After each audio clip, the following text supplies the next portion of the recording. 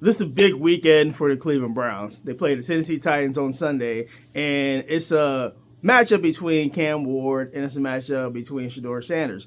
Now, if you guys don't know, they're pretty good friends, so it's going to be a very interesting matchup, and I think it's going to be a barometer for Shedeur Sanders. Shedeur, you guys do know Shedeur was picked 144th overall, and Cam Ward was picked first overall. So Cam Ward has been given every chance to succeed in 2025. Now, granted, the Tennessee Titans, they're not a very good team. The Cleveland Browns, they aren't a very good team either. But I suffice to say the narratives going into the game are that, Cam Ward is up against it because he's going up against the Cleveland Browns defense. Whereas with Shedeur Sanders, there's a built-in excuse that if he wins, it's just because they play the Tennessee Titans, and I don't really think that's a fair assessment. When you're a rookie and you're getting wins, that's what matters in the NFL to build confidence. And the other rookie quarterbacks in the NFL, Jackson Dart, he's only won 2 games. Cam Ward, he's won 1 game. Tyler Shook, I believe he has 1 win as well. Dylan Gabriel has 1 win. Shedeur has 1 win. So Shedeur is right on par with the rest of the rookie class. So I don't understand this this notion that Shedeur isn't doing what everybody else is doing inside of the rookie class. You guys are acting like he's falling behind, like somebody went out there and performed like Jaden Daniels did last season as a rookie. That's just not the case in 2025. Shedeur Sanders is right on par with all of the other rookie quarterbacks that have started games in 2025. So that gives me excitement for this game on Sunday because Shedeur only has space and opportunity. He's on the better team. And I think the offense is going to be it's going to be held in check so that Shedeur doesn't go out and make a bunch of mistakes, which might be the best thing for him.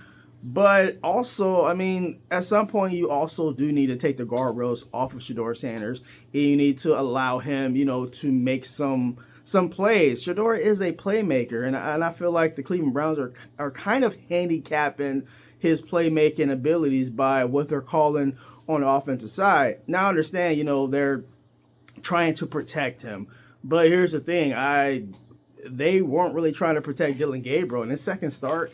Dylan Gabriel, he dropped back 58 times and threw the ball 52 times. He was sacked 6 times in that Steelers game. 52 attempts and 221 yards. I mean, that's just crazy. Shedeur hasn't even attempted the same amount in 2 starts that Dylan had in his second start. 52 compared to, 25? So I would like to see the offense, I don't want to say open up a little more. I just want to see Shedeur when he gets his opportunity, which might be, far and few in between. When he gets his opportunity, he has to get that ball out and fire it, because I don't believe that this is going to be the type of game where they are going to call upon Shedeur to throw the ball 35 times. I really think this is going to be a game that they lean on their defense, they lean on field position, and they anticipate that, the Tennessee Titans are going to cough up the ball. Cam Ward has fumbled the ball a lot this year. I believe he has like 6 or 7 lost fumbles. So it's very much on the table that he will fumble the ball once he's sacked. He's the most sacked quarterback also in the NFL. So, I mean, it's a pretty good bet that the Browns are going to lean on their defense. I wouldn't say lean on their special teams, because their special teams is pretty bad. And that's another thing. The Tennessee Titans, their special teams is very scary, and that's the weakest point of the Cleveland Browns. So, I mean, if the Cleveland Browns are going to win, they're going to have to tighten up their special teams. I think that's the only way that the Cleveland Browns can lose this game, if they give up some special teams touchdowns or they give up some big special teams plays. And we've seen that in the Jets game. We've seen that in the Niners game, that they have a propensity to give up the big play on special teams. I really think that's the only way the Tennessee Titans can beat them. I don't suffice to say, at the Cleveland Browns, they play a field position ball game, and they pin the Titans back. I just don't see Cam Ward driving the Tennessee Titans consistently down the field 70 to 75 yards enough to win a game. Maybe they might do it once in a game, but I don't really see them consistently doing that. And back to the quarterbacks. Shedeur, what does Shedeur need to do in this game? I think Shedeur needs to just do what he's been doing. Just take care of the ball. When the opportunity presents himself, you make the most of your shots. And I believe early in the game, they're going to allow Shedeur to, just like in the first, not the first game, the Niners game, where he had Judy open early in the route, then Judy broke off the route and broke up field. I think they're going to give Shedeur some opportunities early to get in a rhythm, and then they're going to take a deep shot early in the game. And it's imperative that Shedeur hits on that big shot so that they're comfortable, maybe allowing him to take more deep shots later in the game. I feel like in the first half of the Niners game, he was in rhythm. He did miss the throw to Judy, but I believe he was like 8 for 11 in the first half. He was 7 and 11 in the Raiders game. So he's gotten off the good starts. He just hasn't been able to piggyback what he's done in the first half and go to the second half. So with Shedeur Sanders, I don't have any. I don't think his issue is getting off to a slow start. He's gotten off to pretty good starts. He seems like he's locked in the game early. My issue with Shedeur Sanders moving forward is, and the Cleveland Browns in their brain trust, Tommy Reese and Kevin Stefanski, all right, you've called it a great game in the first halves of both of the games that Shedeur started. Now, how can you get that momentum going into the second half? Because Shedeur Sanders in the second half, he has not looked like he has in the first half of his first 2 games that he started. How do you get him more in rhythm in the second half? I don't know. That's a $64,000 question right there, and I'm very interested to see what they do. But if the Cleveland Browns, they get off to a quick lead like they got in the Raiders game, they were up 14-zip at the end of the first quarter. I suffice to say, I think they're going to jump on the Titans similarly to how they jumped on the Raiders. They're going to get out early. I think Shedeur's going to get some confidence, and that's going to allow him to really be comfortable. That's where he was able to get that swing pass off in the second half of the Raiders game.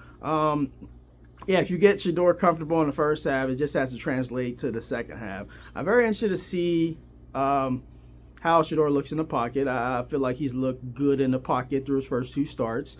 I think the biggest thing Shedeur probably needs to work on is just getting the ball out on time. And, he struggled with that at Colorado, getting the ball out on time. He really likes to hold on to the ball to make that big play. And he alluded to that in the press conference that, there are plays to be made, and I'm paraphrasing. There's plays to be made, and, he's holding on to the ball too long. He just needs to see it and pull the trigger, as he said it. Then he, kind of drew back on that statement. But we knew what he was saying. Shedeur. I'm excited for this game on Sunday. I know a lot of Browns fans. It's 3-9. What are we playing for? There's a lot to play for. There's 5 games left in the year. I mean, I don't like that notion that we don't have anything to play for. There's a lot to play for. Please don't tell Shedeur Sanders that he doesn't have anything to play for. Shedeur has his right to stay in the NFL. Okay, whether it be with the Cleveland Browns or somebody else. Please don't tell Shedeur Sanders these last 5 games, if he's given an opportunity to start, that they don't matter to him. I mean, I don't buy that notion. And I'm still under the impression that this Cleveland Browns team is not an egregiously terrible team. I just think they aren't very well coached, and that's apparent on special teams. And that's the only thing that really concerns me about this game is they're going to give up some special teams big play, because the Tennessee Titans, that's what they do well. They are good at special teams.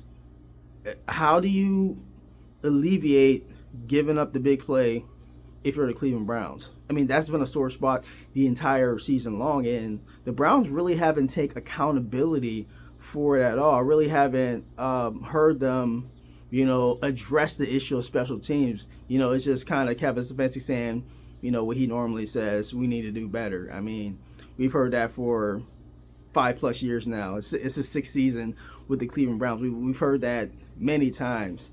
Like, all right, you need to do better. We know that. You just need to go out and actually be better on the field.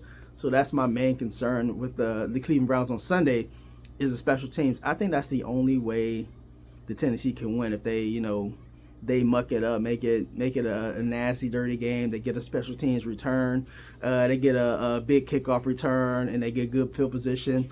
And Shedeur turns it over a few times, and they give Tennessee, good field position. But I just don't see that happening, man. They're wearing the alpha dog jerseys, and for whatever reason, I've said before that the Browns are a front-running team, and when they put on those alpha dog jerseys, those uniforms, the dude wipe poop stained jerseys, I mean, they just turn into a different team. They beat the Packers earlier this year. They blew out the Dolphins, and I just feel like it's going to be a similar result because if you look good, you feel good, and it's just something about those uniforms. The color rush jersey, it seems like the Browns always play well in an alternate jersey. It's just the weirdest thing. They just have different vibes going into the game, so I really think that the script writers will award the Browns a win just because they got the dude wipe alpha dog jerseys on. All right, that's all I have right now. Go Browns, and KSK rolling out. Peace.